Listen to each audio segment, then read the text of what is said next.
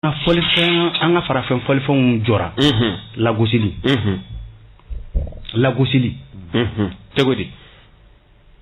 arabuya de y'a lagosi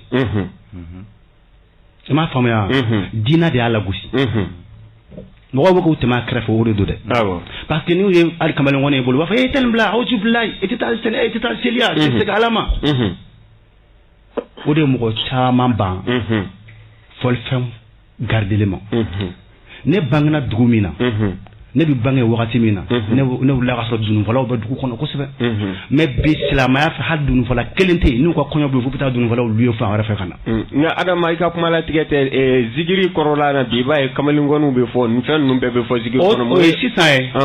est-ce que y'a faamuya hali n'i ko u b'a fɔ ko musique man ɲi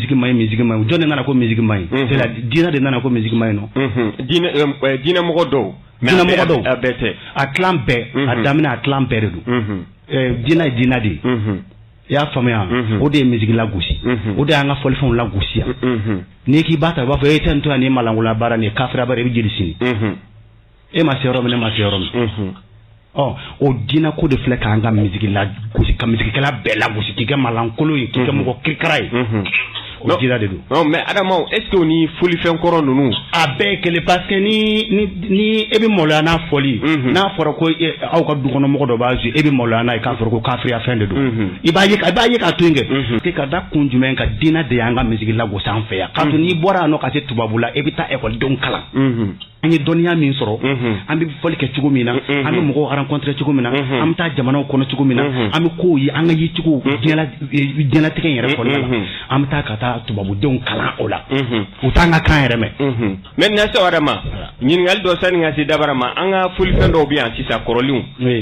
bala y'an ka folifɛn kɔrɔlen kosɛbɛ dan y'an ka folifɛn kɔrɔ ye soku ye dɔ ye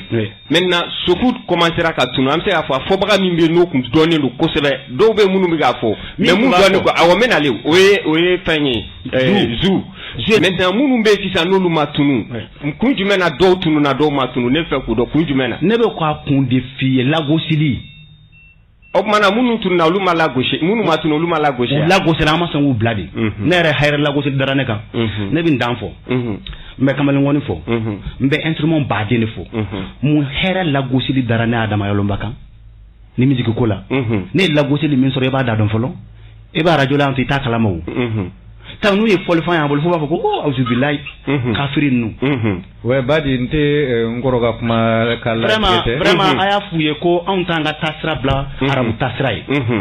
depuis sisan dɛ wa denmisɛnnin fɛn o fɛn y'a perdre an b'u bɛɛ dege a la fɔlifɛn kɔrɔ fɛn o fɛn bɛ yen ne Adama Yalɔnba n b'a bɛɛ dɔn wa n bɛ s'a bɛɛ la fɛnɛ la bon n bɛna n'a bɛɛ fɛnɛ ye mɔgɔ si tɛ perdre anw t'an bɔkolo bila an ka tagala bila mɔgɔ si tagala ye n'an y'i ka ɲuman ye n'i ka ɲuman bɛ ɲɛ an ka ɲuman ma k'a to n'a ma kɛ an ka ɲuman tiɲɛni ye an b'o ta ka fara an ta kan mais n'a sɔrɔ e de ka ko bɛ n'anw ka ko tiɲɛ an ti fɛ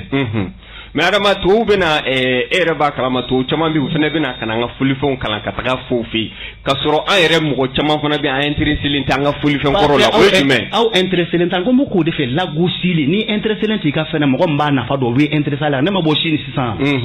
maliyɛn jumɛn de bɛ ne wele ko ne ka taa ka école la ko ou bien ka taa concert kɛ yɔrɔ la personne s'en fout de moi ici mais fo mɔgɔ kelen kelen minnu ka maga minnu bɛ yan nɔ n'a ye bɔra dɔw yɛrɛ bɛ yen u tɛ fɛ k'an yɛrɛ i m'a faamuya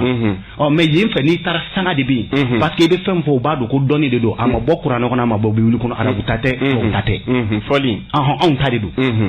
est-ce que y'a faamuya donc mɔgɔ tɛ se k'o lagosi ka bɔ ne bolo est-ce que y'a faamuya lagosili de filɛ k'a to denmisɛnninw bɛ kan k'u ban instrument degeli ma o faamuyara